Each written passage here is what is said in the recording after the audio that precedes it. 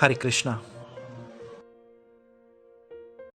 क्वाहम दरिद्र पापयान क्व कृष्ण श्रीनिकेतन ब्रह्म बंधुरीति स्महम बाहुव्याहम परिरंबितः। यह एक पद्यांश श्रीमद् भागवतमर दशम भाग, ଯେଉଁଠି ସୁଦାମ ବିପ୍ର ସୁଦାମ ବ୍ରାହ୍ମଣ ନିଜର ଘନିଷ୍ଠ ବନ୍ଧୁ ଭଗବାନ ଶ୍ରୀକୃଷ୍ଣଙ୍କୁ ସାକ୍ଷାତ କରିବା ପରେ ଦ୍ୱାରକାରୁ ନିଜ ଘରକୁ ଫେରୁଛନ୍ତି। ଦ୍ୱାରିକାରେ ନିଜ ବନ୍ଧୁଙ୍କ ସହ ବିତେଇଥିବା ପ୍ରତ୍ୟେକ ମୁହୂର୍ତ୍ତକୁ ସେ ମନେ ପକାଉଛନ୍ତି। ଶ୍ରୀକୃଷ୍ଣ ସୁଦାମାଙ୍କ ଘନିଷ୍ଠ ବନ୍ଧୁ ଥିଲେ। ବନ୍ଧୁ ହେବା ସହ ସହପାଠୀ ମଧ୍ୟ ଥିଲେ। ଦୁହେଁ ଏକାଠି ଶିକ୍ଷା ଗ୍ରହଣ କରୁଥିଲେ, ଏକାଠି ଖେଳୁଥିଲେ।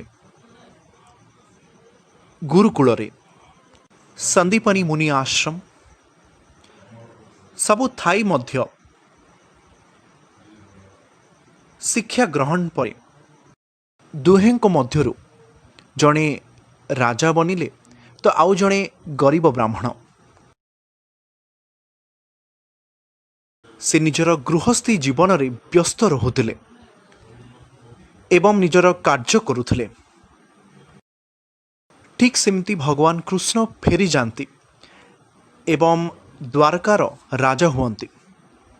ପରବର୍ତ୍ତୀ ସମୟରେ ସେ ଅନେକ ଯୁଦ୍ଧ ଲଢ଼ିଛନ୍ତି, ଯେପରି ଜରାସନ୍ଧଙ୍କ ସହିତ, ଯିଏ ମଥୁରା ଉପରେ 17 ଥର ଆକ୍ରମଣ କରିଥିଲେ। ସେଥିପାଇଁ କୃଷ୍ଣ ନିଜର ରାଜଧାନୀକୁ ଦ୍ୱାରକାକୁ ସ୍ଥାନାନ୍ତରଣ କଲେ। ଦ୍ୱାରକାକୁ ଏକ ଦ୍ୱୀପ ଆକାର ଦେଲେ ମହାସାଗର ମଧ୍ୟରେ, ଯେଉଁଠି ସେ ରହିଲେ। ଗୋଟେ ଦିନ ନିଜ ସ୍ତ୍ରୀର ଚାପରେ ଆସି ସୁଦାମା କୃଷ୍ଣଙ୍କୁ ଦେଖା କରିବାକୁ ଚିନ୍ତା କଲେ। ଯେତେବେଳେ ସୁଦାମା କୃଷ୍ଣଙ୍କୁ ସାକ୍ଷାତ କଲେ, ସେ ସୁଦାମାଙ୍କୁ ସବୁ ସୁଖ ସୁବିଧା ଦେଇ ସନ୍ତୁଷ୍ଟ କଲେ। ଏମିତି ହୋଇଥାଏ ଯେତେବେଳେ ଆପଣ ଭଗବାନ କୃଷ୍ଣଙ୍କ ଭଳି ଶ୍ରେଷ୍ଠ ଭଗବାନଙ୍କୁ ସାକ୍ଷାତ କରନ୍ତି। ପ୍ରଭୁ ଶ୍ରୀକୃଷ୍ଣ ଏକ ସାଧାରଣ ବ୍ୟକ୍ତିତ୍ୱ ନଥିଲେ। ସେ ଭଗବାନ ଶ୍ରୀକୃଷ୍ଣ, ସେ ନିଜେ ଭଗବାନ, ସବୁଠାରୁ ଶ୍ରେଷ୍ଠ। ଆମେ ଜୀବାତ୍ମା ହେଲେ ସେ ପରମାତ୍ମା। ଯଦି ଆମେ ଅଣୁ ତାହେଲେ ସେ ବିଭୁ। ସେ ଭଗବାନଙ୍କ ଭଗବାନ ଆଉ ଆମେ ଏକ ଛୋଟ ଆତ୍ମା। ତେବେ ଶ୍ରୀକୃଷ୍ଣଙ୍କର ଦର୍ଶନ କରିଲେ ଆମକୁ ଅତ୍ୟନ୍ତ ଖୁସି, ଅତ୍ୟନ୍ତ ଆନନ୍ଦ ମିଳିଥାଏ। ଏହି ପୃଥିବୀରେ ଆମେ ସମସ୍ତେ ସଂଘର୍ଷ କରୁଛେ। ନିଜ ଅସ୍ତିତ୍ୱ ପାଇଁ ସମସ୍ତେ ସଂଘର୍ଷ କରୁଛନ୍ତି, ବଞ୍ଚିବା ପାଇଁ ସମସ୍ତେ ସଂଘର୍ଷ କରୁଛନ୍ତି। ଠିକ୍ ସେମିତି ସୁଦାମା ବିପ୍ର, ସେ ମଧ୍ୟ ଏହି ଭୌତିକ ଦୁନିଆରେ ନିଜ ଦରିଦ୍ର ଅବସ୍ଥା ପାଇଁ ସଂଘର୍ଷ କରୁଥିଲେ। ସାଧାରଣତଃ ବନ୍ଧୁମାନେ ଜାଣିଥାନ୍ତି ଆମ ସହ କେମିତି କଥା ହୋଇ ଆମକୁ ଖୁସି କରିପାରିବେ। ଜଣେ ମଣିଷ ଯାହା ପାଖରେ ସବୁ ସୁଖ ସମ୍ପଦ ଅଛି, ସେ କେମିତି ନିଜ ଘନିଷ୍ଠ ବନ୍ଧୁକୁ ଖୁସି କରିପାରିବ? ନିଜର ହୃଦୟ ସହିତ ସେ କେମିତି ନିଜ ବନ୍ଧୁର ଚର୍ଚ୍ଚା କରିବ? ସୁଦାମା ନିଜ ଘନିଷ୍ଠ ବନ୍ଧୁଙ୍କୁ ବହୁତ ମନେ ପକାଉଥିଲେ, କିନ୍ତୁ ନିଜ ଘର ପରିବାର ଜଞ୍ଜାଳରେ ବ୍ୟସ୍ତ ରହୁଥିଲେ। ନିଜ ପତ୍ନୀଙ୍କ ଚାପରେ ଆସି ସେ କୃଷ୍ଣଙ୍କ ପାଖକୁ ଗଲେ ଏବଂ ନିଜ ବନ୍ଧୁଙ୍କୁ ସାକ୍ଷାତ କରିବା ପାଇଁ ଯେତେବେଳେ ସୁଯୋଗ ମିଳିଲା, ଶ୍ରୀକୃଷ୍ଣ ତାଙ୍କୁ ବହୁତ ଖୁସି କଲେ। ରୁକ୍ମିଣୀ ଦେବୀ ଅତ୍ୟଧିକ ଖୁଦ ଭଜା ଖାଇବା ପାଇଁ ବାରଣ କଲେ, ଯାହାକୁ ସୁଦାମା ନିଜ ପାଖରେ ରଖିଥିଲେ। କୃଷ୍ଣ ତାଙ୍କଠାରୁ ଛଡ଼େଇ ନେଇ ସେବନ କଲେ। ଶ୍ରୀକୃଷ୍ଣଙ୍କୁ ସାଧାରଣତଃ ଜନ୍ମାଷ୍ଟମୀ ସମୟରେ ଶ୍ରୀକୃଷ୍ଣଙ୍କୁ ଚୁଡ଼ା ଭୋଗ ଭଲ ଲାଗେ, ଯାହାକୁ ଆମେ ଅର୍ପଣ କରିଥାଉ ଶ୍ରୀକୃଷ୍ଣଙ୍କୁ, କାରଣ ସେ ତାହାକୁ ପସନ୍ଦ କରନ୍ତି। ସମସ୍ତେ କୁହନ୍ତି ପର୍ବପର୍ବାଣୀ ସମୟରେ ଭଗବାନ ଶ୍ରୀକୃଷ୍ଣ ଲହୁଣୀ ପସନ୍ଦ କରନ୍ତି, ତେଣୁ ତାଙ୍କୁ ଶ୍ରଦ୍ଧା ସହିତ କ୍ଷୀର ଏବଂ ଲହୁଣୀରେ ତିଆରି ହୋଇଥିବା ମିଷ୍ଟାନ୍ନ ବ୍ୟଞ୍ଜନ ଅର୍ପଣ କରିଥାଉ।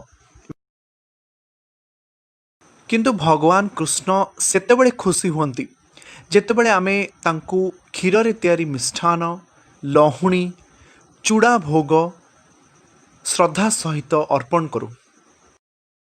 କିନ୍ତୁ କୃଷ୍ଣଙ୍କୁ କିଛି ଦରକାର ପଡ଼େନି। ସେ 16,000 ମହଲର ମାଲିକ ଏବଂ 16,000 ପତ୍ନୀଙ୍କ ସ୍ୱାମୀ ଥିଲେ। ସବୁ ପତ୍ନୀଙ୍କ ପାଖରୁ 10 ଶିଶୁପୁତ୍ର। ବଡ଼ ପରିବାର, ସମସ୍ତଙ୍କର ଯତ୍ନ ନେଉଥିଲେ। କୃଷ୍ଣ ତ 16 ମିଲିୟନ ପତ୍ନୀଙ୍କର ବି ଯତ୍ନ ନେଇପାରିବେ। ଜଣେ ହିଁ ଭଗବାନ, କିନ୍ତୁ ସେ ସମସ୍ତଙ୍କର ଭରଣ ପୋଷଣ କରୁଛନ୍ତି। एको ହି ବହୁନାମ ୟୋ ବିଦଦାତି କାମାନ, ଅର୍ଥାତ୍ ଜଣେ ହିଁ ଭଗବାନ, ଏକଃ। କିନ୍ତୁ ସେ ପିମ୍ପୁଡ଼ିଠୁ ଆରମ୍ଭ କରି ହାତୀ ପର୍ଯ୍ୟନ୍ତ ସମସ୍ତଙ୍କୁ ସନ୍ତୁଷ୍ଟ କରିପାରନ୍ତି। ସେ ପିମ୍ପୁଡ଼ିକୁ ଖାଦ୍ୟ ଯୋଗାଇବା ସହ ଜଙ୍ଗଲରେ ବାସ କରୁଥିବା ହାତୀମାନଙ୍କୁ ମଧ୍ୟ ଖାଦ୍ୟ ଯୋଗାଇଥାନ୍ତି। ଅର୍ଥାତ୍ ଏହି ପୃଥିବୀରେ ସେ ଶୃଙ୍ଖଳା ସହିତ ସମସ୍ତଙ୍କର ଭରଣ ପୋଷଣ କରି ଆସୁଛନ୍ତି। କିନ୍ତୁ ମଣିଷ ନିଜ ସ୍ୱାର୍ଥ ପାଇଁ ଅନ୍ୟ ପାଇଁ କିଛି ବି କରେନା। ଧରି ନିଅନ୍ତୁ, ଗୋଟିଏ ସ୍ଥାନରେ ଚାଉଳର ବସ୍ତା ରଖାଯାଇଛି। ପକ୍ଷୀଟିଏ ଆସିଲେ ତାକୁ ଯେତିକି ଆବଶ୍ୟକ ସେ ସେତିକି ଚାଉଳ ନିଜ ସାଥିରେ ନେଇଯାଏ। ପଶୁମାନଙ୍କ କ୍ଷେତ୍ରରେ ମଧ୍ୟ ତାହା ସମାନ। କିନ୍ତୁ ମଣିଷର ନଜର ଯେତେବେଳେ ସେ ଚାଉଳ ବସ୍ତା ଉପରେ ପଡ଼ିଥାଏ ଏବଂ ସେ ହୃଦୟଙ୍ଗମ କରେ ଯେ ତାହା ଆଖପାଖରେ କେହି ନାହାନ୍ତି, ତାହେଲେ ସେ ଚାଉଳ ବସ୍ତାକୁ ଉଠେଇ ନେଇଯାଏ। ସେ ଅନ୍ୟର ଚିନ୍ତା କରେନା। ଭଗବାନ କୃଷ୍ଣ ସମସ୍ତଙ୍କୁ ଖାଦ୍ୟ ଓ ଖୁସି ଯୋଗାଇଥାନ୍ତି, ମଣିଷ, ପକ୍ଷୀ, ପଶୁ ସମସ୍ତଙ୍କୁ। କିନ୍ତୁ ସ୍ୱାର୍ଥପର ମଣିଷ ନିଜର ଖୁସି ପାଇଁ ଅନ୍ୟର ଖୁସି ତ ଛଡ଼େଇ ନିଏ, ତା ସହିତ ଅନ୍ୟର ଶାନ୍ତି ମଧ୍ୟ ଭଙ୍ଗ କରିଦିଏ। ଯଦି ଗୋଟିଏ ପଶୁ ଖାଦ୍ୟ ଖାଇସାରିବା ପରେ ସନ୍ତୁଷ୍ଟ ଅଛି, ସେ ଅନ୍ୟ ପଶୁର ଶାନ୍ତି ଭଙ୍ଗ କରେନା। ଏହା ସବୁ ପକ୍ଷୀଙ୍କ କ୍ଷେତ୍ରରେ ମଧ୍ୟ ଦେଖିବାକୁ ମିଳିଥାଏ। କିନ୍ତୁ ମଣିଷ କ୍ଷେତ୍ରରେ ଏହା ସମ୍ପୂର୍ଣ୍ଣ ଭାବରେ ବିପରୀତ। ମଣିଷର ଇଚ୍ଛା ଯେତେ ପୂରଣ କଲେ ମଧ୍ୟ ସେ ସନ୍ତୁଷ୍ଟ ହୁଏନା। ଅନେକ ଜନ୍ମ ନେଲା ପରେ ସଠିକ୍ ଚେତନା ଓ ଜ୍ଞାନ ମିଳିଥାଏ। ତେଣୁ ମଣିଷ ସବୁବେଳେ ଏହି ଚେତନା ଓ ଜ୍ଞାନ ଅନ୍ୟକୁ ସାହାଯ୍ୟ ଓ ସହଯୋଗ କରିବା ପାଇଁ ବ୍ୟବହାର କରିବା ଉଚିତ। ବିଶେଷ କରି ଯେତେବେଳେ ଆପଣ ଅଧିକ ଚେତନା ସହିତ ଜଡ଼ିତ ଅଛନ୍ତି। ସୁଦାମା ଯେତେବେଳେ ନିଜର ବନ୍ଧୁ କୃଷ୍ଣଙ୍କୁ ସାକ୍ଷାତ କଲେ, ସେ ବହୁତ ଖୁସି ହେଲେ। ନିଜର ସବୁ ଚେତନା ଓ ଜ୍ଞାନକୁ ବ୍ୟବହାର କଲେ କୃଷ୍ଣଙ୍କର ଚିନ୍ତା କରିବା ପାଇଁ। ଅତ୍ୟଧିକ ଚୂଡ଼ା ଭୋଗ ଖାଇବାକୁ ତାଙ୍କୁ ବାରଣ ମଧ୍ୟ କରାଗଲା। ସାକ୍ଷାତ କଲା ପରେ ସୁଦାମା ଯେତେବେଳେ ଘରକୁ ଫେରନ୍ତି, ସେତେବେଳେ ସେ ସବୁ ମୁହୂର୍ତ୍ତକୁ ମନେ ପକାଇ ଭାବିଲେ ଯେ ମୁଁ କିଏ। ଯେତେହେଲେ ବି ମୁଁ ଜଣେ କ୍ୱାହମ୍। ଏକ ଶ୍ଲୋକ ଅଛି, କ୍ୱାହମ୍ ଦରିଦ୍ରଃ, ମୁଁ ଜଣେ ଦରିଦ୍ର ଲୋକ। ପାପିୟାନ, ମୁଁ ଜଣେ ପାପୀ। କ୍ୱାହ କୃଷ୍ଣ, କୃଷ୍ଣ କିଏ? ଶ୍ରୀନିକେତନଃ। ଶ୍ରୀନିକେତନଃ ଅର୍ଥାତ୍ ଭଗବାନ କୃଷ୍ଣଙ୍କ ପାଖରେ ସବୁ ଧନ ସମ୍ପଦ ଅଛି। ତାଙ୍କ ପାଖରେ 6ଟି ଧନ ସମ୍ପଦ ଅଛି। ବାସ୍ତବରେ ଭଗବାନଙ୍କ ପାଖରେ 6ଟି ଧନ ସମ୍ପଦ ଅଛି। ତାହାର ଅର୍ଥ, ପରାଶର ଋଷି ଯିଏ ବ୍ୟାସଦେବଙ୍କ ପିତା ଥିଲେ, ସେ ଭଗବାନଙ୍କ ଅର୍ଥ ବୁଝେଇଥିଲେ। ଭଗବାନ କିଏ? ଲୋକମାନେ ସାଧାରଣତଃ ନିଜକୁ ଭଗବାନ କହିବାକୁ ପସନ୍ଦ କରନ୍ତି। କିନ୍ତୁ ସଂସ୍କୃତରେ ଭଗବାନର ଅର୍ଥ ହେଉଛି ଏକ ଶକ୍ତିଶାଳୀ ବ୍ୟକ୍ତିତ୍ୱ। ବେଳେବେଳେ ଅନ୍ୟାନ୍ୟ ଶକ୍ତିଶାଳୀ ବ୍ୟକ୍ତିତ୍ୱଙ୍କୁ ଭଗବାନ ମଧ୍ୟ କୁହାଯାଏ। ଭଗ ଅର୍ଥାତ୍ ସୁଖ ସମ୍ପଦ। ଭଗବାନ ଭାଗ୍ୟବାନ। ଭାଗ୍ୟବାନ ଅର୍ଥାତ୍ ଯାହା ପାଖରେ ସବୁ ସୁଖ ଧନ ସମ୍ପଦ ଅଛି। ତେଣୁ ଭଗବାନ ମାନେ ଯାହାଙ୍କ ପାଖରେ ସବୁ ଧନ ସମ୍ପଦ ଅଛି। କେଉଁ ସବୁ ଧନ ସମ୍ପଦ? ଐଶ୍ୱର୍ଯ୍ୟସ୍ୟ ବୀର୍ୟସ୍ୟ ଯଶସ୍ୟ ଶ୍ରିୟଃ ଜ୍ଞାନ ବୈରାଗ୍ୟୋଶ୍ଚୈବ ଭଗ ଇତି ଗଣଃ। ଭଗବାନ ଅର୍ଥାତ୍ ତାଙ୍କ ପାଖରେ 6ଟି ଗୁଣ ଥିବା ଦରକାର। ସେ ଗୁଣ କ'ଣ? ଐଶ୍ୱର୍ଯ୍ୟସ୍ୟ ଅର୍ଥାତ୍ ଏହି ଦୁନିଆରେ ତାଙ୍କ ତୁଳନାରେ କେହି ନାହାନ୍ତି। ଏହି ଦୁନିଆରେ କିଛି ଧନୀ ଲୋକ ଅଛନ୍ତି। କୋରୋନା ସମୟରେ ଯେମିତି କିଛି ଲୋକମାନେ ଦାନ କରିଛନ୍ତି, ଯେମିତି ବିଲ୍ ଗେଟ୍ସ $2 ମିଲିୟନ ଦାନ କରିଛନ୍ତି, ଅନ୍ୟ କେହି $3 ମିଲିୟନ ଦାନ କରିଛନ୍ତି। ଦାନ କରୁଥିବା ଏଇ ଲୋକମାନଙ୍କର ତାଲିକା ବହୁତ ଲମ୍ବା। ତେଣୁ ଏମିତି ଅନେକ ଲୋକ ଅଛନ୍ତି ଯେଉଁମାନେ ଦାନ କରିଛନ୍ତି। କିନ୍ତୁ ଏହା କେହି ବି ଦାବି କରିପାରିବେ ନାହିଁ ଯେ ଏହି ଦୁନିଆରେ ଗୋଟିଏ ବ୍ୟକ୍ତିଙ୍କ ପାଖରେ ସବୁ ଧନ ସମ୍ପଦ ଅଛି। ଯଦି ଦୁନିଆର ସବୁ ଧନ ସମ୍ପଦ ଜଣଙ୍କ ପାଖରେ ଅଛି, ଆଉ ତାହା ମଧ୍ୟ ଅସୀମିତ, ତାହା ଭଗବାନଙ୍କ ମଧ୍ୟ ଏକ ଗୁଣ।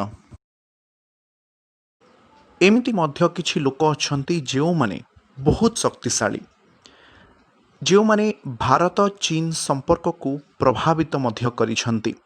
ସେମାନେ ଆଲୋଚନା କରୁଥିଲେ କାହା ପାଖରେ ଅଧିକ ଅସ୍ତ୍ରଶସ୍ତ୍ର ଅଛି। କେହି ଯୁକ୍ତି କରୁଛି ଯେ ଭାରତ ଅଧିକ ଶକ୍ତିଶାଳୀ ଦେଶ, ତ ଆଉ କେହି ଯୁକ୍ତି କରୁଛନ୍ତି ଯେ ଚୀନଙ୍କ ପାଖରେ ଅଧିକ ଅସ୍ତ୍ରଶସ୍ତ୍ର ଅଛି। ତେବେ ଦୁନିଆର ସବୁ ଶକ୍ତି, ସବୁ ଅସ୍ତ୍ରଶସ୍ତ୍ର ଜଣଙ୍କ ପାଖରେ ରହେ। ସବୁ ଶକ୍ତି, ସବୁ ଅସ୍ତ୍ରଶସ୍ତ୍ର କେବଳ ଜଣଙ୍କ ପାଖରେ ରହେ। କେବଳ ଜଣଙ୍କ ପାଖରେ। ତାହା ଭଗବାନଙ୍କ ଆଉ ଏକ ଗୁଣ। ଐଶ୍ୱର୍ଯ୍ୟସ୍ୟ ବୀର୍ୟସ୍ୟ ଯଶସ୍ୟଃ। ବିଖ୍ୟାତ। ଏହି ଦୁନିଆରେ ଭଗବାନଙ୍କ ପରି କେହି ବି ବିଖ୍ୟାତ ନୁହନ୍ତି। ଭଗବାନ କୃଷ୍ଣ ମଧ୍ୟ ବହୁତ ବିଖ୍ୟାତ। ଭଗବଦ୍ ଗୀତାକୁ 100ରୁ ଅଧିକ ଭାଷାରେ ପଢ଼ାଯାଏ। ସବୁ ଭାଷାରେ ମଧ୍ୟ ତାହାକୁ ଅନୁବାଦ କରାଯାଇଛି।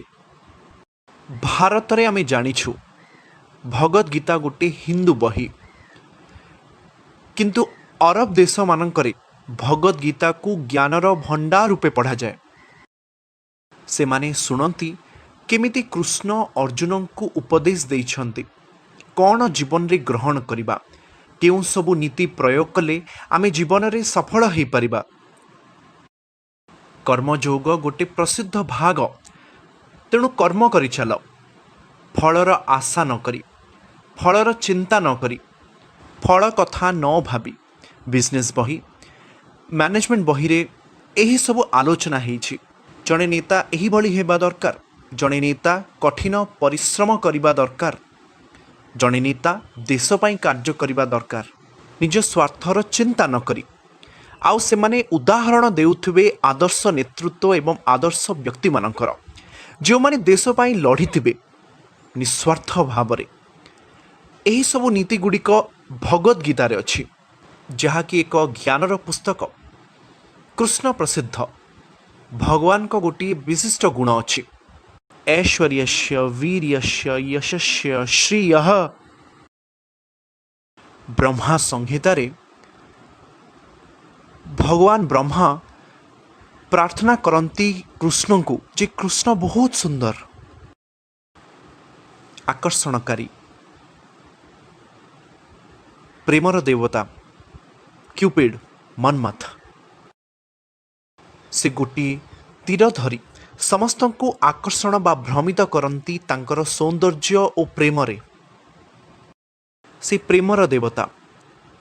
ଯଦିଓ କୋଟି କୋଟି ପ୍ରେମର ଦେବତା ସବୁଠି ଥାଆନ୍ତୁ, କନ୍ଦର୍ପ କୋଟି କମନୀୟ ବିଶେଷଃ ଶୋଭମ୍।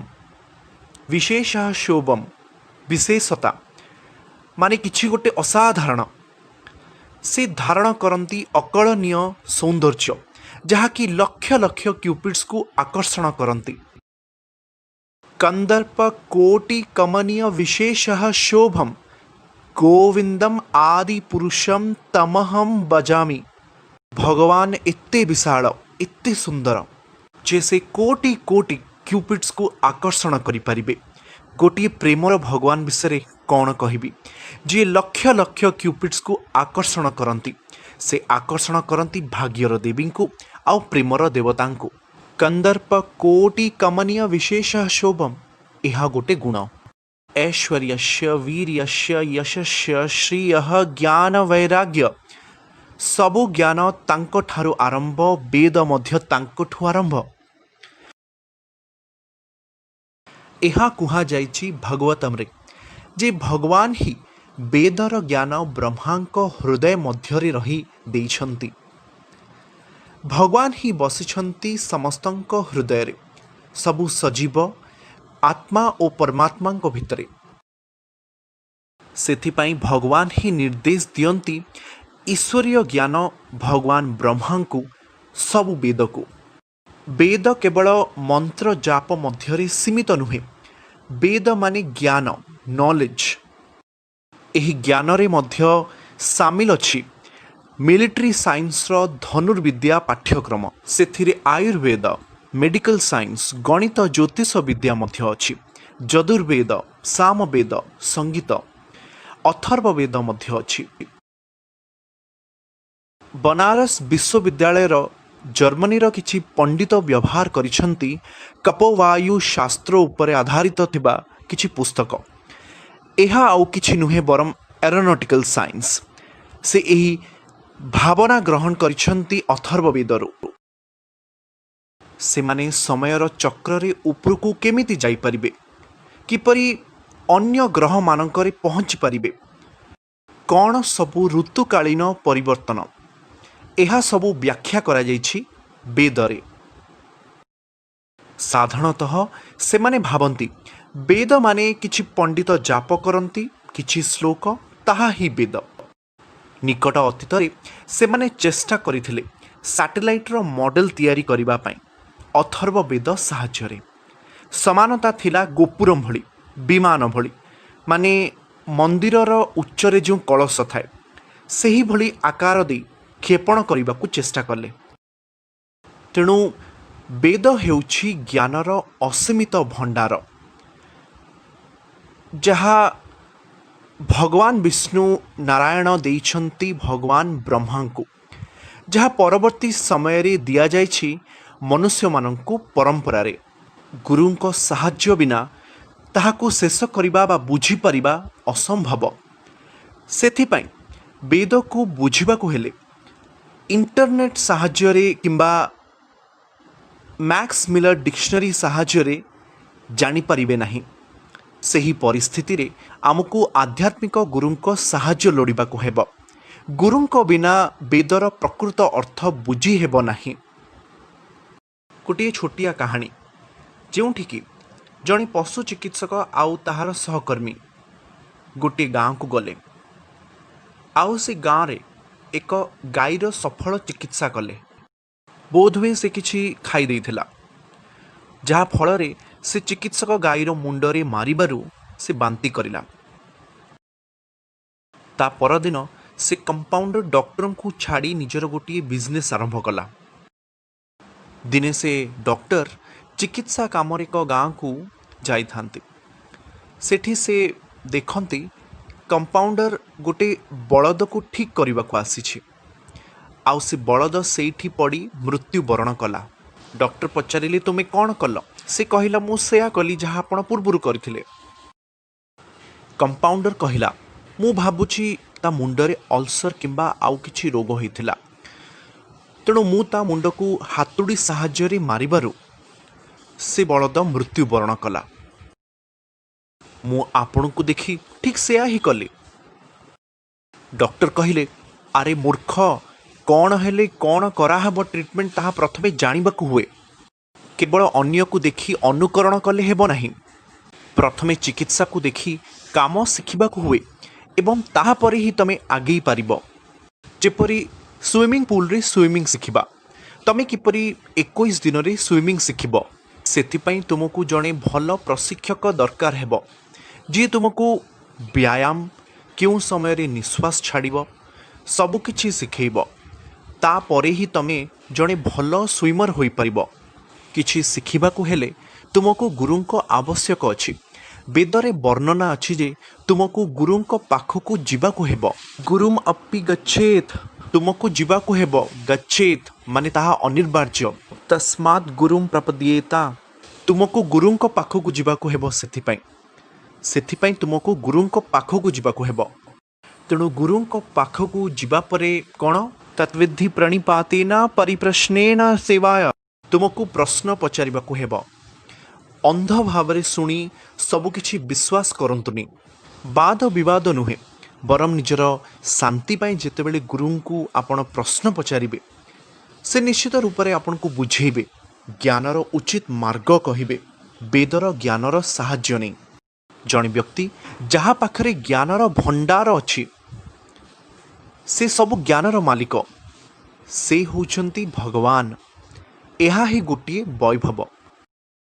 ऐश्वर्यस्य वीर्यस्य यशस्य श्रियः ज्ञान वैराग्य। वैराग्य माने स्वार्थ त्याग। साधारणतः जेतेबेले सेमाने जनकु देखंती जे कि वैरागी सेमाने पचारंती कौन आपण सबु त्याग करिसंती? आपण निजर शिक्षा को निजर वृत्ति को त्याग करिसंती आउ एबे रहुचंती एही आश्रम रे? आपनका कौन हेइथिला? आपनकर किए देखा शुणा करिबो? बेले बेले एही सबु प्रश्न सबु लोक पचारि थांती शिक्षित साधु को देखिले। कौन पाई सेमाने निज घर त्याग करिसंती? आगु कौन हेबो? विशेषकर एमिति किछि प्रश्न लोक माने पचारि थांती। वास्तव रे वैराग्य आसे भगवान को ठारू, जे कि सबुठारू श्रेष्ठ। आपण जानिछंती भगवान ही सृष्टि करिसंती एही ब्रह्मांड को। एही पृथ्वी तांकर सृष्टि, किंतु आम समस्तंकु रहिबाकु इठी देइछंती, अन्य जीव मानंकु रहिबाकु देइछंती। से केवल भगवान मानंकु रखि नाहांती, भगवान सबुठी अछंती। सेमानंकु गोटे जागा दरकार नाही, से तो सबुठी अछंती। एहा तो केवल एक बंदी गृह। से एही भौतिक दुनिया को बंदी गृह सह तुलना करिसंती। कौन पाई? कारण जो लोक माने अन्य उपरे आधिपत्य देखि विश्व को उपभोग करने को चाहती, से माने निजे भगवान हेबाकु चाहती। सेथिपाई आमे बहुत खुशी अनुभव करिथाउ जेतेबेले आमको कहीं प्रशंसा करती। किए जदि कहती तमे महान, तुमे जड़े सुंदर नारी, बहुत ज्ञानी, बहुत त्यागी, यही सब प्रशंसा आमको आकर्षित करिथाए। सेतिपाई आमे समस्ते समस्तंकर आकर्षणर केन्द्रबिंदु हेबाकु चाहूँ, किंतु वास्तव में भगवान हेउछंती सबु सजीव प्राणींकर केन्द्र। किंतु निजे श्रेष्ठ जड़े सृष्टिकर्ता होई मध्य से एही सबु विलासता त्याग करी अन्य मानंकु उपभोग करिबा पई प्रदान करिसंती। से चाहंती समस्ते उपभोग करंतु। जेते जीवन दरकार तुमे उपभोग कर, जेबे पवित्रता लाभ करिबो मो पाखकु आसीबो। कारण एई भौतिक दुनिया रे आमको खुशी मिलिबो नाही। समस्ते संघर्ष करुछे चेनाए खुशी पाई। आउ सेई खुशी मिलिबो जेबे ईश्वरंक सह आमे जड़ित हेबा। एई भौतिक दुनिया रे सृष्टि हेतिबा भगवान को सह नुहे, जी निजको भगवान बोली मने करंती। सेमिति जणे थिले पौंड्रका। पौंड्रका एमिति जणे राजा थिले जे सबु बेले कृष्णक भली हेबाकु चाहुथिले। सेथिपाई से कृष्णक भली भेष होउथिले एवं तांकु समालोचना करुथिले जे से विष्णु नुहंती कि नारायण, मु वासुदेव, मु कृष्ण। सेथिपाई तुमे तुमर सुदर्शन चक्र मते दियो। कृष्णक सह युद्ध करने को आह्वान देले आउ से युद्ध क्षेत्र को ओह्लैले। से राजा निज गोष्ठीर सबु बंधु मानंकु नहीं पहुँचला, जेमिति चोर निज गोष्ठी लोकंक सहित चोरी करने को पसंद करिथाए। भक्ति विनोद ठाकुर जगन्नाथ मंदिरर जड़े चीफ मजिस्ट्रेट थिले। से मध्य जड़े भंड भगवान को संस्पर्श रे आसीथिले। जेतेबेले से तांकु प्रतियोगितार आह्वान देइथिला, से तांको विरुद्ध रे कार्यानुष्ठान ग्रहण कले। आपण माने मध्य बहुत भंड मानकु देखिथिबे, से माने निजको भगवान बोली कहूथिबे। आमको वैदिक साहित्य दृष्टि देखिबाकू हबो जे प्रकृत रे भगवान किए। भगवान कृष्ण हेउछंती देवकी नंदन, जहाकू भल भावरे दर्शा जाइछि। कवि जयदेव गोस्वामी जड़े प्रतिभाशाली कवि, भगवान को महान भक्त। तांकर दशावतार स्तोत्र रे से मध्य लिखिछंती भगवान बुद्ध केमिति आसीछंती। निंदसी वेद वेद माने ज्ञान, किंतु बेले बेले लोक माने ज्ञानर अपव्यवहार करी निजर एक नुआ धर्म मध्य सृष्टि करती। वेदरे कुहा जाइनी जे निज खाद्य पाई तमे पशु मानकर हत्या कर, किंतु जदि तमे काहाकू मांस खाइबाकू बारण कर से माने एका थररे शुणिबेनी। जेमिति जड़े सिगरेट किंबा मदकुनी अभ्यस्त से माने कहिबे पूरा पूरी छाड़ी हेबनी, अल्प अल्प करी छाड़ी दियो, एका थररे छाड़ी हेबनी। ठीक सेमिति मांस खाउथुबा व्यक्ति माननकु जदि कहिबो मांस खाओनी, से माने कहिबे अरे मु एबे कौन करिबी। सेहीपरि से माने तुमको नियंत्रण करिबे। से माने कहिबे तमे मांस खाई परिबो मासरे थरे, अमावास्या दिन रे। मांस खाउथुबा व्यक्ति मध्य केबे गो हत्या करिबेनी। गाई सेतिकी आवश्यक जेतिकी छेली आउ पिंपुड़ी अटे। सबु पशु आवश्यक। तार अर्थ नुहे वेद कहउचंती जे तमे गो हत्या न करी आउ सबु पशु माननकु खाई परिबो। से माने ताहा प्रचार करंती नाही। जदि पशु खाउछंती तेबे गो हत्या कथा केबे चिंता करंतु नाही। तेणु जदि पशु खाउछंती तेबे ताहा गोटे दुकान रु क्रय करंतु नाही। 15 दिन सेमानक विधि थाए एवं ताहा शेष हेबा परे से माने गोटे पशुर हत्या करिपारिबे एवं ताहाकू माँ काली को अर्पण करि दियंती। तापरे से माने बुझिबाकू लागिबे जे ओह एही सब मते करिबाकू हेबो। धीरे धीरे से माने बंद करिदेबे। वैदिक साहित्य रे ताहार वर्णना करा जाइछि, किंतु लोक माने वेद ज्ञानर अपव्यवहार करी कहंती जे ताहा वेदरे वर्णना करा जाइछि, तेणु मु ताकू पालन करुछि। वेद माने प्रमाण। वेद प्रमाण माने तुमको ज्ञानर स्वीकृति नेबाकू हेबो। जेमिति जणे जदि कोर्ट को जीव आउ ताकू प्रश्न करा जाए कौन पाई हत्या कल, से कहिबो मते ठीक लागिला बोली मु हत्या कली। तापरे से माने तुमको जेल भितरे नहीं फांसी दंड देबे। किंतु जदि किछि आईन अछि निजर आत्मरक्षा करिबा पई, जदि तम उपरे केही आक्रमण करुछि, आपणको उकिल सेई नियम को कोर्ट रे व्यवहार करी कहि परिबे जे सेई आईन अनुसारे आक्रमणकारीर हत्या करिबाकू पड़िला। तेही अवस्था ताहा ठीक वाक्य हेबो। सेही भली वेद प्रमाण माने वेदर विधि मान्यता बिना कौनसी वाक्यर मूल्य बा गुरुत्व नहीं। किछि वेद वादा अछि माने से माने वेद को व्यवहार करंती वेदर मर्म न जानिबा पई, केवल वेदर अपव्यवहार करिबा पई। बुद्धदेवଙ୍କ समय रे लोक माने वेदर अपव्यवहार करुथले। बुद्धदेव आसिले एवं कहिले निंदसी वेदः। से सेतेबेले वेद को प्रत्याख्यान कले। कौन पाई? श्रुति जातम अर्थात श्रुति बा वेद श्रवण करिबा।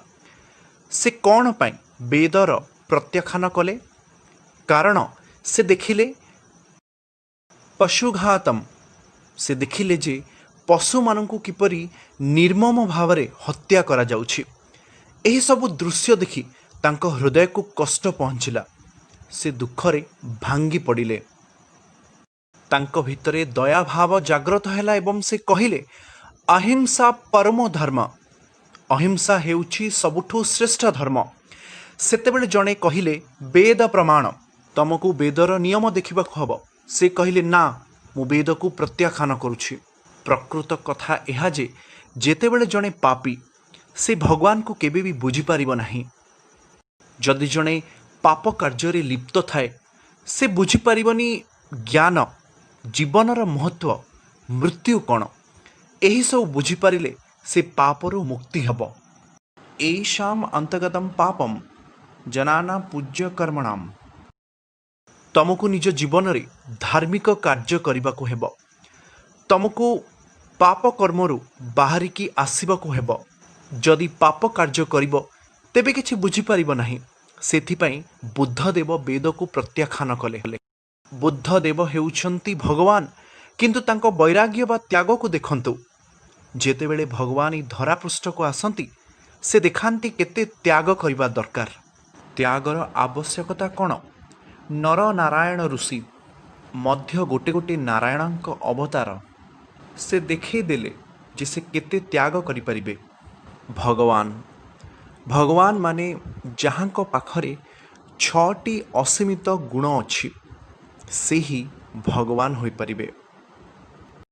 ना से जी सबुबेले निजको भगवान बोली कहूथबो, ना से जहाँको मध्यरे प्रथमे पशु प्रवृत्तिर गुण थिबो एवं हठात तांकु ज्ञात ହେଲା କିଛି ଆଲୋକ ତାଙ୍କ ଉପରେ ପଡ଼ିଲା ଆଉ ସେ ଭଗବାନ ହୋଇ ପ୍ରବଚନ ଦେବା ଆରମ୍ଭ କଲେ। ଏହା କେବଳ କୌଣସି ପୁସ୍ତକ କିମ୍ବା କୌଣସି ପୌରାଣିକ ଗପରେ ହୋଇପାରେ, କିନ୍ତୁ ପ୍ରକୃତରେ ଭଗବାନ ହେବାକୁ ହେଲେ ଭଗବାନ ମାନେ ସେ ସଦା ଭଗବାନ। ଜୀବ ସଦା ଜୀବ ହିଁ ରହିବ। ସେଥିପାଇଁ ଆମକୁ ବୁଝିବାକୁ ହେବ ଯେ ଆମେ କୌଣସି ମଣିଷକୁ ଭଗବାନ ବୋଲି ମାନିପାରିବା ନାହିଁ ଯେତେ ପର୍ଯ୍ୟନ୍ତ ତାହା ଆମ ଶାସ୍ତ୍ରରେ ଲେଖାଯାଏ ନାହିଁ। ଯେମିତି 5000 ବର୍ଷ ପୂର୍ବେ ଶ୍ରୀମଦ୍ ଭାଗବତମରେ ସ୍ପଷ୍ଟ ଅଛି ଭଗବାନ ବୁଦ୍ଧଙ୍କ ସମ୍ପର୍କରେ। ତାଙ୍କ ବିଷୟରେ ବର୍ଣ୍ଣନା କରାଯାଇଛି ଯେ ସେ ଗୟାରେ ଜନ୍ମଗ୍ରହଣ କରିବେ, ଯାହାଙ୍କ ମାତାଙ୍କ ନାମ ଅଞ୍ଜନି। ଗୟା କ୍ଷେତ୍ରରେ ଜନ୍ମଗ୍ରହଣ କରିବେ, ଯାହା ସବୁ ଶାସ୍ତ୍ରରେ ଲେଖା ଥିଲା। ତେଣୁ ଅବତାର ବିଷୟରେ କହିଲେ ଲୋକମାନେ କହିବେ ଯେ ଦଶାବତାର ଅଛି ଏବଂ ପରବର୍ତ୍ତୀ ଅବତାର କଳ୍କି ଭଗବାନ ଅଟେ। ତେଣୁ ଏହି 100 ବର୍ଷ ଭିତରେ ଏମିତି ଅନେକ ଭଗବାନ ମଧ୍ୟ ଆସିଛନ୍ତି, କିନ୍ତୁ ବାସ୍ତବରେ ଆମକୁ ଭଗବତ ବା ଅନ୍ୟ ଆଧ୍ୟାତ୍ମିକ ପୁସ୍ତକରୁ ଜାଣିବାକୁ ହେବ କଳ୍କି ଅବତାର କେବେ ଆସିବେ। କଳିଯୁଗ ଶେଷରେ ଅର୍ଥାତ୍ ଆଗାମୀ ସତ୍ୟ ଯୁଗର ଆରମ୍ଭରେ ଭଗବାନ କଳ୍କି ଅବତାର ନେବେ। ସେହି ଭିତରେ ସେ ଆସିବେ, କଳିଯୁଗର ଆରମ୍ଭରେ ନୁହେଁ। ବେଳେବେଳେ ସେ କୁହନ୍ତି ଯେ ଦୁନିଆରେ ବହୁତ କଷ୍ଟ ଅଛି, ତାହାକୁ ଦୂର କରିବା ପାଇଁ କୌଣସି ଈଶ୍ୱର କିମ୍ବା କଳ୍କି ଭଗବାନ ଟିକେ ଶୀଘ୍ର ଆସିପାରନ୍ତି ସବୁ ସମାଧାନ କରିବା ପାଇଁ। କିନ୍ତୁ ସବୁ ବିଘ୍ନକୁ ଦୂର କରିବା ପାଇଁ ଭଗବାନଙ୍କ ଅନେକ ଅବତାର ଅଛି। କିନ୍ତୁ ଭଗବାନ ଯଦି କଳ୍କି ଅବତାରରେ ଆସିବେ ତାହା ହେଉଛି 4,32,000 ବର୍ଷ ପରେ। କଳିଯୁଗ ହେଉଛି 4,32,000 ବର୍ଷ। ତା ପୂର୍ବ ଯୁଗ ହେଉଛି ଦ୍ୱାପର ଯୁଗ, ଯାହା କଳିଯୁଗର 2 ଗୁଣ ଅଟେ, ଅର୍ଥାତ୍ 8 ଲକ୍ଷ ବର୍ଷ। ଆଉ ତା ଆଗର ଯୁଗ 12 ଲକ୍ଷ ବର୍ଷ ଅଟେ। ଭଗବାନ ରାମଚନ୍ଦ୍ର 12 ଲକ୍ଷ ବର୍ଷ ପୂର୍ବେ ଆସିଥିଲେ, କିନ୍ତୁ ଏବେ ବି ଆମେ ତାଙ୍କର ଉପସ୍ଥିତି ଅଯୋଧ୍ୟାରେ ଅନୁଭବ କରିଥାଉ। ଏ ଯେମିତି ରାମେଶ୍ୱରମରେ ରାମ ସେତୁ, ଯାହା ଭଗବାନ ରାମଚନ୍ଦ୍ର ନିର୍ମାଣ କରିଥିଲେ, ଏହା ହିଁ ଭଗବାନ ରାମଚନ୍ଦ୍ରଙ୍କ ପ୍ରମାଣ ଦେଇଥାଏ। ଠିକ୍ ସେମିତି ଶ୍ରୀକୃଷ୍ଣଙ୍କର ଉପସ୍ଥିତି ଆମେ ଭଗବତ ଗୀତାରେ ଥିବା ଜ୍ଞାନ ଦ୍ୱାରା ଜାଣିପାରୁ। ଭଗବାନ ନାରାୟଣ ମାନେ ଭଗବାନ ଯାହାଙ୍କ ପାଖରେ 6ଟି ଅସୀମିତ ବିଶିଷ୍ଟ ଗୁଣ ଅଛି। ଯେତେବେଳେ ଆମେ ଏହି ଛୋଟ ଛୋଟ ଗୁଣ ପୃଥିବୀରେ ଦେଖୁ ଆମେ ଆକର୍ଷିତ ହୋଇଯାଉ। ସୁନ୍ଦର ମଣିଷ କିମ୍ବା ସିନେ ତାରକାଙ୍କୁ ଦେଖିଲେ ଲୋକେ ଆକର୍ଷିତ ହୋଇଥାନ୍ତି। ଜଣେ ବିଜ୍ଞ ବ୍ୟକ୍ତିଙ୍କୁ ବା ବୈରାଗୀଙ୍କୁ ଦେଖିଲେ ସେମାନେ ଆକର୍ଷିତ ହୋଇଥାନ୍ତି। ଏହା ହିଁ ଭଗବାନଙ୍କ ଗୋଟେ ଗୋଟେ ଗୁଣ। ତେଣୁ ଯେବେ ମଣିଷ ଏହି ଗୁଣକୁ ଦେଖି ଆକର୍ଷିତ ହୋଇଥାଏ, ଅର୍ଥାତ୍ ଯେ ବୈରାଗୀ ବା ଆଧ୍ୟାତ୍ମିକ ବ୍ୟକ୍ତି ସେ ଏହି ଗୁଣ ସାହାଯ୍ୟରେ ଈଶ୍ୱର ଏବଂ ତାଙ୍କ ସବୁ ଗୁଣ ସହିତ ଯୋଡ଼ି ହୋଇଥାଏ। ବୈରାଗୀ ବୋଲି ସେ ଭିକାରୀ ନୁହନ୍ତି, ଆଉ ଭକ୍ତମାନେ ଯାଇ ଭଗବାନଙ୍କ ସହ ଯୋଡ଼ି ହୋଇଯାଆନ୍ତି ଏବଂ ଆନନ୍ଦ, ଜ୍ଞାନ, ବୈରାଗ୍ୟ ଲାଭ କରନ୍ତି। ଆଉ ସେହି ସବୁ ବିଳାସତା ପାଇଁ ଯେତେବେଳେ ଜଣେ ଈଶ୍ୱରଙ୍କ ପ୍ରତି ଆକର୍ଷିତ ହୋଇଥାଏ, ସେ ବୁଝିପାରେ ଯେ ଈଶ୍ୱର କେତେ ମହାନ, ମୁଁ ସତରେ କେତେ ମୂର୍ଖ ଯେ ଭଗବାନ ସ୍ୱୟଂ ଚାହୁଁଛନ୍ତି ତାଙ୍କ ଶରଣ ନେବା ପାଇଁ, ତାଙ୍କ ଭକ୍ତ ହେବା ପାଇଁ ସେ ଆସି ଡାକୁଛନ୍ତି ଭଗବତ ଗୀତାରେ, ମୋ ପାଖକୁ ଆସ। ସେ ଡାକୁଛନ୍ତି ପରସ୍ତସ୍ମାତ୍ ତୁ ଭାବୋନ୍ୟୋ ବ୍ୟକ୍ତୋ ବ୍ୟକ୍ତାତ୍ ସନାତନଃ। ଗୋଟିଏ ସନାତନ ଦୁନିଆ ଅଛି, ତୁମେ ସେଠି ଆସ। ଏହି ଦୁନିଆରେ ଆମର ସମ୍ପର୍କ ବହୁତ ସୀମିତ ଅଛି, କିନ୍ତୁ ସନାତନ ଦୁନିଆରେ ତମେ ଭଗବାନଙ୍କ ସହ ସମ୍ପର୍କ ଯୋଡ଼ିପାରିବ, ତାଙ୍କ ସହ ଖେଳିପାରିବ, ପିତା ମାତା ହେଉ ବା ପ୍ରେମିକର ସମ୍ପର୍କ ବନେଇ ପାରିବ, ଆଉ ବହୁତ କିଛି ସମ୍ପର୍କ ସେଠି ସୃଷ୍ଟି କରିପାରିବ। ପ୍ରକୃତରେ ରାସରେ କିପରି ଭଗବାନଙ୍କ ନିକଟତର ହେବ ତାହା ବୈଦିକ ସାହିତ୍ୟରେ ବିବରଣୀ ଅଛି। ତେଣୁ ଆଧ୍ୟାତ୍ମିକତାକୁ ଗମ୍ଭୀର ଭାବରେ ଗ୍ରହଣ କର। ପରିପୂର୍ଣ୍ଣତା ହାସଲ ପରେ ହିଁ भगवान कृष्ण नारायण तुम पाखरे सबुबले रहिबे। जेमिति सूर्य आम पाखरे सदा उपस्थित थांती। दुनियार अन्य पटरे अंधार थिले आम पटे दिन थाए। ता अर्थ नुहे सूर्य अदृश्य हो जाइछन्ति। सूर्य सबुबले अछन्ति किंतु आमे तांको देखि पारुना जेतेबेले से दुनियार आरपटरे थांती। जेतेबेले मेघ आसी सूर्य को लुचेई दिए केते विशाल से मेघ हेइथिबो। मेघ 2 माइल किंबा 6 माइल हेइथिबो किंतु केते विशाल सूर्य हेइथिबो आपण चिंता करि पारुथबे। आम दृष्टि शक्ति छोट पड़ी पारे किंतु सूर्य सबुबेले थाए। ठीक सेमिति भगवान आम चिंताधारारू बहुत दूर रे थाई पारंती किंतु तांकर कार्यकलाप विश्वर अन्य जगार चली थाए। सेथिपाई भक्त सिद्धता हासिल करिबा परे सुजोग पांती सेही ग्रह को जीवा पाई जेउठी भगवान तांको लीला खेलंती। सेठी तांकु तालीम दिया जाए। जेमिति मेडिकल एमबीबीएस रो प्रथम वर्ष शेष हेबा परे इंटर्नशिप पाई जीवाकु हुए किंबा डॉक्टर को तत्वावधान रे रहिबाकु हुए। ठीक सेमिति आमको भगवान को लीला देखिबाकु हेले वैकुंठ लीला को अनुभव करिबाकु पड़िबो। एई धरारे किंबा अन्य ग्रहरे जेउठी से निज लीला खेल खेलुछंती तापरे आमे भगवान को निकट को जाई परिबा। ईश्वरंकर एही गुण एवं ताहा प्रति आकर्षित हेबाकु ही प्रकृत रे भक्ति कुहा जाए।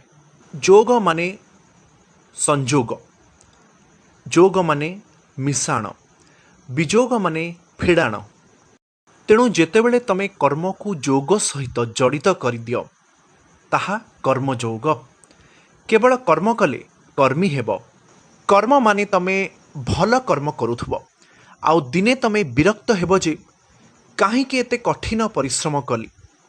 तापरे तमे जणाण को जीव ए दुनिया तो अस्थायी अटे ताहा ज्ञान। तापरे आमे उच्च ग्रह को जीवा तपस्या साहाय्य जोगी।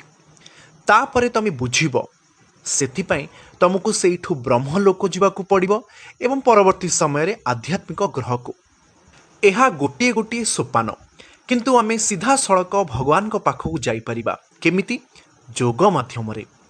जोग केवल व्यायाम नुहे आजिकाली जोगर बजार मध्य अछि। जदि तुमर शारीरिक अक्षमता अछि ताहले तमे जोग करि परिबो किंतु जोग आम पई अति आवश्यक शरीरर सुस्थता पई। आउ आमे ध्यान करि परिबा भगवान को किंतु जदि आमे सुस्थ अच्छे तेबे जाई आमे भगवान को सह संजोग होई परिबा। जोगर प्रकृत अर्थ इंद्रिय मानकर संयम। विदेश रे लोके जोग करती एवं तापरे तुरंत सिगरेट टाणती। तेणु जोगर प्रकृत काम इंद्रियर संयम करिबा। ताहार अर्थ नुहे आमे सुस्थ अच्छे एवं आम फुसफुस मध्य शक्तिशाली अच्छी तो सिगरेट टाणी फुसफुस को पुणी थरे नष्ट करदबा। मोर दुर्बल शरीर अच्छी मु ठीक भावरे खाई पारुनी, ठीक भावरे इंद्रिय मानकर उपयोग हेउनी तेबे मु जोग करिदे आउ पुणी थरे ठीक हो जाए ना। जोग माने इंद्रिय संयम। तुमको इंद्रिय मानकर संयम करने को हेब। इंद्रिय संयम न हेले भक्ति ज्ञान वैराग्य मिलिब नहीं। जोग पद्धतिर मर्म यह जे वासुदेवे भगवती भक्ति जोग प्रयोजितः। ए पद्धतिर फलाफल कौन? तुमको वैराग्य दरकार अछि। जेकोसी जोग अभ्यास कले शेषरे तमे वैराग्य पाइब। वैराग्य विद्या निजभक्ति जोग। निजभक्ति जोग हेउछि वैराग्य विद्या। एही वैराग्य विद्या को राजा माने मध्य शिक्षा दियंती। जेमिति भगवान रामचंद्र, भगवान नारायण आसीथिले रामंक रूपरे एवं से तांको पितांको कथा को अनुसरण कले। तुमको बण को जीवाकू हेब मु मो पत्नी को कथा देइछि। भगवान राम निज पितांको सह केबे भी मतांतर करि नथिले जे अयोध्यार लोक माने तांको राज रूपरे देखुचंती से केमिति बण को जिबे। बिना जुक्ति तर्क करी रामचंद्र सीधा बण को चली गले। भगवान रामचंद्रଙ୍କ वचन बहुत मूल्यवान।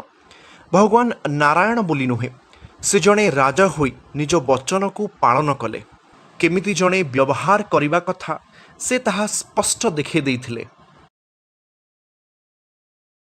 ସ୍ମାର୍ତା ପଦ୍ଧତି ଅନୁସାରେ ଜଣେ ବିବାହ କଲେ ବୈରାଗୀ ହୋଇପାରିବନି, କିନ୍ତୁ ଅନ୍ୟ ଆଧ୍ୟାତ୍ମିକ ପ୍ରଣାଳୀରେ, ବିଶେଷ କରି ଭକ୍ତି ଯୋଗ ପ୍ରଣାଳୀରେ, ଏକ ନାରୀ ବ୍ରହ୍ମଚାରୀ। ଯଦି ତମେ ଜଣକୁ ବିବାହ କରିଛ ତେବେ ବି ତମେ ଜଣେ ବ୍ରହ୍ମଚାରୀ। ତାହାକୁ ଗୃହସ୍ଥ ବ୍ରହ୍ମଚାରୀ କୁହାଯାଏ, କାରଣ ସେଇଟା ମଧ୍ୟ ଗୋଟେ ଆଶ୍ରମ, ଗୃହସ୍ଥ ଆଶ୍ରମ। ତାହା ଅର୍ଥ ନୁହେଁ ତମ ପତ୍ନୀ ତମର ସନ୍ତୋଷଜନକ ଯନ୍ତ୍ର, ଆଉ ଯେତେବେଳେ ସେ ତମ ଶରୀରକୁ ଆତ୍ମସନ୍ତୋଷ ଦେଇପାରେନି ତେବେ ତମେ ସବୁକିଛି ତ୍ୟାଗ କରିଦେବ। ପତ୍ନୀଙ୍କୁ ସନ୍ତୋଷଜନକ ଯନ୍ତ୍ର ରୂପେ ଦେଖିବା ଏବଂ ନିଜ ସ୍ୱାମୀକୁ ଯୋଗାଣ ଯନ୍ତ୍ର ଭାବରେ ଦେଖିବା କେବେ ଠିକ୍ ନୁହେଁ। ସେ ମୋତେ ସବୁ ଦିଅନ୍ତୁ, ମୁଁ ତାଙ୍କୁ କିଛି ଦେବି, ଆଉ ସେଇ ଦେଣ ନେଣ ଯେବେ ବନ୍ଦ ହେଇଯାଏ ତେବେ ଉଭୟ ଉଭୟକୁ ପ୍ରତ୍ୟାଖ୍ୟାନ କରିବେ। କିନ୍ତୁ ଏହାକୁ କେବେ ବି ବୈରାଗ୍ୟ କୁହାଯାଏନି। ପ୍ରକୃତ ବୈରାଗ୍ୟ ଅଛି ଗୃହସ୍ଥ ଆଶ୍ରମରେ। ପ୍ରକୃତରେ ଗୃହସ୍ଥ ଆଶ୍ରମ ଅଭ୍ୟାସ କରାଯାଉଥିଲା ଭେଦିକ ଲାଇଫ୍ରେ। ଗୃହସ୍ଥ ଆଶ୍ରମରେ ଚତୁର୍ମାସ୍ୟ ବ୍ରତ ପାଳନ କରାଯାଏ। ଏହି ବ୍ରତ ପାଳନ ଜରୁରୀ କାରଣ ବର୍ଷା ଋତୁକୁ ଚତୁର୍ମାସ୍ୟ ବୋଲି କୁହାଯାଏ, ଯେଉଁଠି ସାଧୁ ସନ୍ତମାନେ ବୁଲି ବୁଲି ଜ୍ଞାନ ଦିଅନ୍ତି, ଆଧ୍ୟାତ୍ମିକ ଜ୍ଞାନ ଦିଅନ୍ତି। ଏହି 4 ମାସରେ ବୁଲିବା ଅପେକ୍ଷା ଗୋଟିଏ ଜାଗାରେ ରୁହନ୍ତି, ପ୍ରବଚନ ଦିଅନ୍ତି ଏବଂ ଧ୍ୟାନ କରନ୍ତି। ଆଉ ସେହିଭଳି ସୁଯୋଗ ନାରଦ ମୁନି ତାଙ୍କ ପୂର୍ବ ଜନ୍ମରେ ପ୍ରାପ୍ତ କରିଥିଲେ। ସେ ଜଣେ ଶୂଦ୍ର ପୁତ୍ର ରୂପେ ଜନ୍ମ ନେଇଥିଲେ, ସେଥିପାଇଁ ସେ ଜଙ୍ଗଲରେ ରହୁଥିଲେ। ସେହି 4 ମାସ ଚତୁର୍ମାସ୍ୟରେ କିଛି ଦିବ୍ୟ ମୁନି ବିଦ୍ୱାନ ସେହି ଜଙ୍ଗଲକୁ ଆସିଥିଲେ, ଆଉ ସେହି ଜଙ୍ଗଲରେ ରହିଥିଲେ। ସେତେବେଳେ 5 ବର୍ଷର ଶିଶୁପୁତ୍ର, ଯିଏକି ପରବର୍ତ୍ତୀ ଜୀବନରେ ନାରଦ ହେଲେ, ମାତ୍ର 5 ବର୍ଷ ବୟସରେ ସେହି ଦିବ୍ୟ ମୁନିମାନଙ୍କର ସେବା କରୁଥିଲେ, ମହାନ ଭକ୍ତଙ୍କର ଚର୍ଚ୍ଚା କରୁଥିଲେ। ସେହି ସାଧୁମାନେ ସବୁବେଳେ ଭଗବାନଙ୍କ ବିଷୟରେ କଥା ହେଉଥିଲେ। ଭଗବତ ଗୀତା ଏବଂ ଭଗବତମରେ ଲେଖା ଅଛି ଯେ ଯେତେବେଳେ ମହାନ ଭକ୍ତମାନେ ଏକାଠି ହୋଇ କଥାବାର୍ତ୍ତା କରନ୍ତି ତେବେ ମୋତେ ଖୁସି ଦେଇଥାଏ। ସେମାନଙ୍କ କଥା ହୃତ୍କର୍ଣ୍ଣା ରସାୟନଃ ସେମାନେ ଉପଭୋଗ କରୁଥିଲେ। ପରସ୍ପରମ୍ ବୋଧୟନ୍ତୋ ମାମ୍ ତୁଷ୍ୟନ୍ତି ଚାରମନ୍ତି ଚ। ସେମାନେ ଆଧ୍ୟାତ୍ମିକତାକୁ ଉପଭୋଗ କରୁଥିଲେ। ସେମାନେ ଭାବୁନଥିଲେ ଓ ଆଜି ବର୍ଷା ହେଉଛି, କେମିତି ଆଜି ଖାଇବି, କ'ଣ ହେବ, କେବେ ଭାବୁନଥିଲେ। ସେମାନେ ଜାଣିଥିଲେ ଭଗବାନ ତାଙ୍କୁ ଖାଦ୍ୟ ଦେବେ, ସେଥିପାଇଁ ସେମାନେ କଠିନ ପରିଶ୍ରମ କରୁଥିଲେ ମାନବ ଜାତିକୁ ସାହାଯ୍ୟ କରିବା ପାଇଁ। ସେମାନେ ଖାଦ୍ୟ ପାଇଁ କେବେ ଚିନ୍ତା କରୁନଥିଲେ। କେହି ଖାଦ୍ୟ ପ୍ରଦାନ କରିଲେ ସେ ଗ୍ରହଣ କରୁଥିଲେ, କିନ୍ତୁ ସେଇଟା ତାଙ୍କର ପେଶା ନଥିଲା। ସେମାନଙ୍କ ମୂଳ ମନ୍ତ୍ର ଖୁସି ବାଣ୍ଟିବାକୁ ଥିଲା। ସେମାନେ ସବୁବେଳେ ଖୁସିରେ ରହୁଥିଲେ। ସେହି ଶିଶୁ ସାଧୁମାନଙ୍କୁ ଦେଖି ଖୁସି ଅନୁଭବ କରୁଥିଲା। ଜଙ୍ଗଲରେ ତାଙ୍କ କଥାବାର୍ତ୍ତା ଶୁଣି ତା ମନରେ ଶିହରଣ ସୃଷ୍ଟି ହେଉଥିଲା। ସେ ଛୋଟ ପୁଅର ସେବାରେ ସାଧୁମାନେ ଖୁସି ଏବଂ ଆତ୍ମହରା ହୋଇ କିଛି ପ୍ରସାଦ, କିଛି ଅତିରିକ୍ତ ଖାଦ୍ୟ ତାହାକୁ ଦେଲେ। କୁହାଯାଏ ଉଚ୍ଛିସ୍ତଃ ଏହି ମହାପ୍ରସାଦମ୍, ଯାହାକୁ ଏହି ମହାନ ଆତ୍ମାମାନେ ଗ୍ରହଣ କରୁଥିଲେ। ଏତେ ଶକ୍ତିଶାଳୀ ଥିଲା ଯାହା ସ୍ୱାଧୀନ ଚିନ୍ତାଧାରା ସୃଷ୍ଟି କରୁଥିଲା। ସେ ଛୋଟ ପିଲାକୁ ଏହି ସୁଯୋଗ ମିଳିଥିଲା ଏବଂ 4 ମାସ ପରେ ସେହି ସାଧୁ ସନ୍ତମାନେ ସେ ଜାଗା ଛାଡ଼ି ଚାଲି ଯାଇଥିଲେ। ସେମାନଙ୍କୁ ନିଜଠାରୁ ଦୂର ଯାଉଥିବା ଦେଖି ତା ହୃଦୟକୁ କଷ୍ଟ ହେଲା। ତା ହୃଦୟ ମଧ୍ୟ ତାଙ୍କ ସହିତ ଧୀରେ ଧୀରେ ଚାଲି ଯାଉଥିଲା। ଦୂରରୁ ରହି ଯେତେ ପର୍ଯ୍ୟନ୍ତ ହେଇପାରିବ ସେ ଛୋଟ ପିଲା ସାଧୁମାନଙ୍କୁ ଲୁଚି ଲୁଚି ଯାଉଥିବାର ଦୃଶ୍ୟ ଦେଖୁଥିଲା, ଆଉ ସବୁବେଳେ ତାଙ୍କୁ ମନେ ପକାଉଥିଲା। କିନ୍ତୁ ଭାଗ୍ୟର ବିଡ଼ମ୍ବନା, କିଛି ଦିନ ପରେ ସେ 5 ବର୍ଷର ପୁଅ ତା ମା ସାପ କାମୁଡ଼ାରେ ମୃତ୍ୟୁବରଣ କଲା। ସାଧାରଣତଃ ଗୋଟିଏ 5 ବର୍ଷର ଛୋଟ ପୁଅ ଏହି ଘଟଣାକୁ ନେଇ କ'ଣ ଭାବିବ? ସେ ଜଙ୍ଗଲରେ ରହୁଥିଲା ଆଉ ତା ମା ଆରପାରିକୁ ଚାଲିଗଲେ। କ'ଣ ହେବା କଥା? ଏକ ଦୁଃଖଦାୟକ ଘଟଣା। କିନ୍ତୁ ଯେହେତୁ ସେ ଛୋଟ ପିଲା ସାଧୁ ସନ୍ତଙ୍କ ଆଧ୍ୟାତ୍ମିକ ଜ୍ଞାନ ଆଗରୁ ଶୁଣିଥିଲା, ସେ ଭାବିଲା ଭଗବାନଙ୍କ କୃପାରୁ ମୋର ଯେଉଁ ମୋହ ଥିଲା से ताहा चलीगला।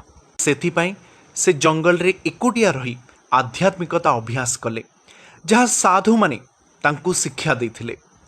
अति छोट बयस से निपुणता आनिथिले एवं परवर्ती जन्म नारद मुनि हेले। जानती नारद ऋषि केते महान थिले।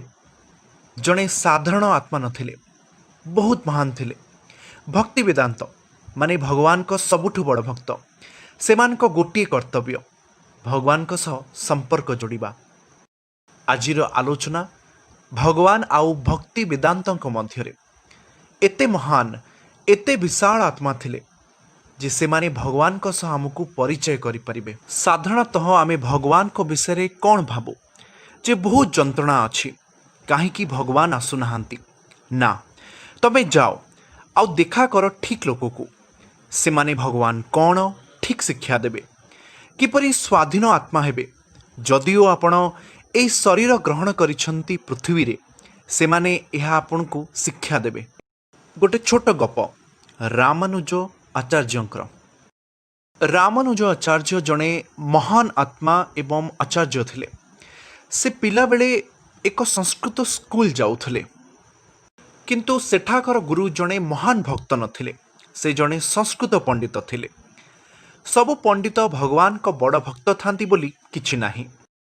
से पंडित थिले, किंतु निजर शिष्य अर्थात रामानुज को नहीं ईर्षा करुथले, तांको ज्ञान को नहीं ईर्षा करुथले। से बेले बेले निजर एमिति मंतव्य रखुथले जहा बुझिबाकू बहुत जटिल थिला। से भगवान को सुंदरता को समालोचना करुथले। तांको सबु वाक्य को बुझिबा कष्टकर थिला, जहा फଳରେ तांको पिला माने तांको मालिश दउथले। से माने शिक्षकों को पाखकू जाई सेवा दउथले, ताहा परंपरा थिला। सेहीपरि रामानुज मध्य तांको शिक्षकों को भल मालिश दउथले। आउ तांको शिक्षक तांको गुरु संस्कृत भाषा रे अनुवाद करी कहूथिले जे भगवान कर आखि तांको मुह मांकड़ भली। सेतेबेले रामानुजंक आखि लुहरे भरी जाउथला। आउ से लुह गुरुंक पछपटे पड़ुथला, जहा द्वारा गुरुंक कांध जली जाउथला। आउ से रागिकी कहिले, तमे कौन पे कांदुछ? रामानुज कहिले, एटा तार अर्थ नुहे जहा वेदरे भगवान को विषय कहा जाइछि। ताहले तू बुझा, मु देखिबी तू केमिति बुझेइबू। रामानुज संस्कृत रे अर्थ बुझेइले। जेतेबेले सूर्य उदय हुअंती सेतेबेले आकाश केते सुंदर ताहा दिसे।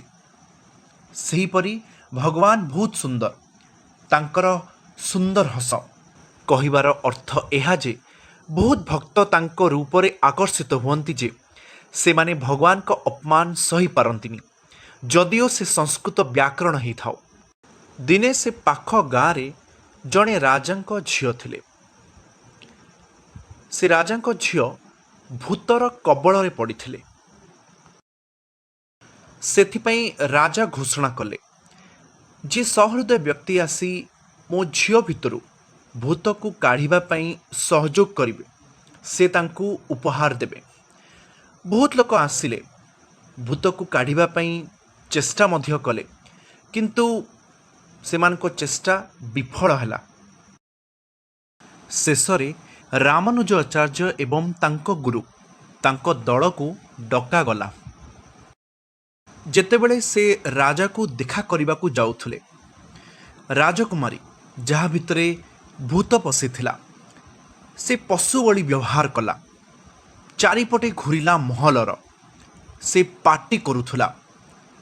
से गुरु जे रामानुजंक सह आसीथिले, एही दृश्य सब देखि कहिले, से भूत को मु गोटे शिक्षा देबी।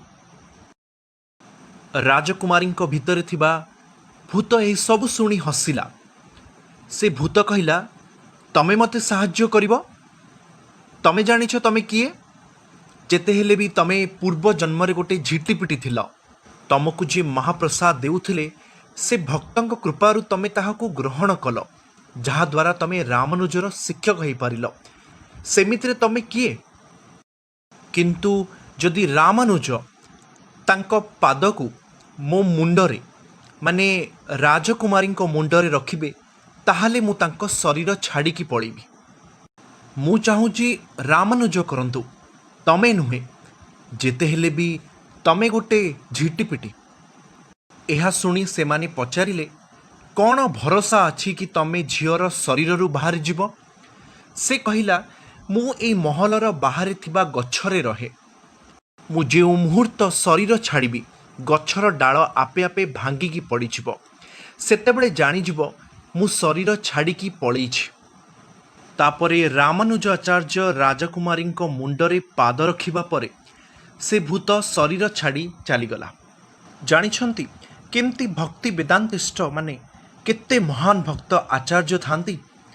ସେମାନେ ଏତେ ମହାନ ଯେ ତାଙ୍କ ଖାଦ୍ୟର ଅବଶିଷ୍ଟାଂଶକୁ ସେବନ କରି ଗୋଟିଏ ଝିଟିପିଟି ଜଣେ ମହାନ ପଣ୍ଡିତ, ମହାନ ବିଦ୍ୱାନ ହୋଇପାରିବ।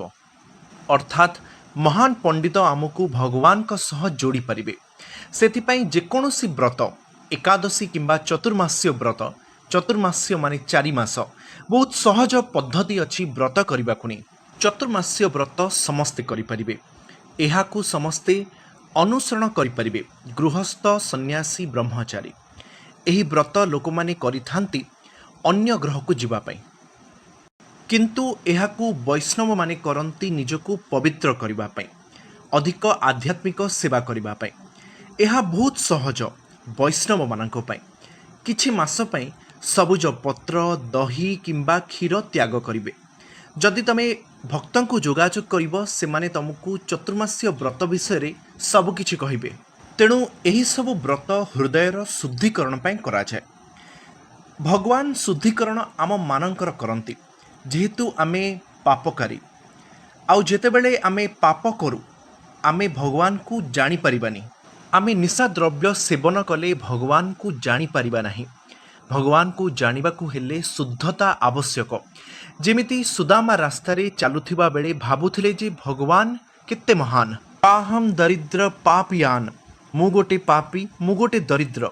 କ୍ୱାହମ୍ କୃଷ୍ଣ ଶ୍ରୀନିକେତନଃ ବ୍ରହ୍ମ ବନ୍ଧୁରିତି ସ୍ମହମ୍। ଯଦିଓ ମୁଁ ଗୋଟେ ବ୍ରାହ୍ମଣ ପରିବାରରେ ଜନ୍ମଗ୍ରହଣ କରିଛି, କିନ୍ତୁ ମୁଁ ଜଣେ ବ୍ରହ୍ମବନ୍ଧୁ। ବ୍ରହ୍ମବନ୍ଧୁ ଅର୍ଥାତ୍ ଗୋଟେ ବ୍ରାହ୍ମଣ ପରିବାରରେ ଜନ୍ମ ହୋଇ ମଧ୍ୟ ଯୋଗ୍ୟତା ନଥିବା। ଯେମିତି ଗୋଟେ ଡକ୍ଟର କିମ୍ବା ଚିଫ୍ ମାଜିଷ୍ଟ୍ରେଟ୍ ପରିବାରରେ ଜନ୍ମ ହୋଇଥାନ୍ତି, ତେବେ ସେମାନେ ମୋତେ ମାଜିଷ୍ଟ୍ରେଟ୍ର କିମ୍ବା ଡକ୍ଟରଙ୍କ ପୁଅ ବୋଲି ସମ୍ବୋଧନ କରିଥାନ୍ତେ। କିନ୍ତୁ ଗୋଟେ ଡକ୍ଟର ବା ମାଜିଷ୍ଟ୍ରେଟ୍ ହେବାକୁ ହେଲେ ମୋର ସେତିକି ଯୋଗ୍ୟତା ମଧ୍ୟ ଥିବା ଦରକାର। ସେହିଭଳି ମୋତେ ବ୍ରହ୍ମବନ୍ଧୁରୁ ପ୍ରକୃତ ବ୍ରାହ୍ମଣ ହେବାକୁ ପଡ଼ିବ। ବ୍ରହ୍ମା ଜାନତି ଇତି ବ୍ରାହ୍ମଣ ଜନ୍ମନା ଜାୟତେ ଶୂଦ୍ର। ସଂସ୍କାର ଦ୍ୱାରା 2 ଥର ଜନ୍ମ ନେଲା ପରେ ବ୍ରହ୍ମା ଜାନତି ଇତି ବ୍ରାହ୍ମଣ। ଯେବେ ତମେ ବ୍ରାହ୍ମଣକୁ ବୁଝିବ, ସେବେ ତମେ ବ୍ରାହ୍ମଣ ହେବ। ସୁଦାମା ଅନୁଭବ କଲେ, ମୁଁ ଜଣେ ବ୍ରହ୍ମବନ୍ଧୁ ପତିତ ବ୍ରାହ୍ମଣ, ମୋର ବ୍ରାହ୍ମଣ ହେବାର ଯୋଗ୍ୟତା ନାହିଁ। କିନ୍ତୁ ଭଗବାନ କଲେ କ'ଣ? ବାହୁବ୍ୟହମ୍, ଅର୍ଥାତ୍ ସେ ମୋତେ ତାଙ୍କ ବାହୁରେ ଆଲିଙ୍ଗନ କଲେ। ପରିରମ୍ଭିତଃ, ସେ ମୋତେ ଆଲିଙ୍ଗନ କଲେ ନିଜ ବାହୁରେ। ଭକ୍ତ ସେତେବେଳେ ଉତ୍ତମ ଅନୁଭବ କରିଥାଏ ଯେତେବେଳେ ସେ ସଂସ୍ପର୍ଶରେ ଆସେ କୃଷ୍ଣଙ୍କର, ଯେ ପରମ ଈଶ୍ୱର। ଯେତେବେଳେ ଜନ୍ମାଷ୍ଟମୀ ଆସେ, ଆମେ ଭଗବାନଙ୍କୁ ଆଲିଙ୍ଗନ କରୁ ତାଙ୍କର ସ୍ମୃତି ଦ୍ୱାରା। ତାଙ୍କର ପବିତ୍ର ନାମକୁ ଜପ କରି, ତାଙ୍କୁ ମନେ ପକାଇ ଆମେ ପ୍ରାର୍ଥନା କରୁ, ହେ ଭଗବାନ, ଆମକୁ ସାହାଯ୍ୟ କର। ମୁଁ ଏହି ପୃଥିବୀରେ ସଂଘର୍ଷ କରୁଛି, ମୋତେ ତମ ପାଖକୁ ନେଇଯାଅ। ଏହା ଭକ୍ତି ବୋଲି ଯାହା ଭଗବାନ କୁହନ୍ତି। ସର୍ବଧର୍ମାନ ପରିତ୍ୟଜ୍ୟ ମାମେକଂ ଶରଣଂ ବ୍ରଜ। ସେ ଡାକୁଛନ୍ତି ତାଙ୍କ ପାଖକୁ। ଆମେ ମଧ୍ୟ ପ୍ରାର୍ଥନା କରିବା ଉଚିତ କୃଷ୍ଣଙ୍କୁ ତାଙ୍କ ପାଖକୁ ଯିବା ପାଇଁ। ଜୟ ଜଗନ୍ନାଥ।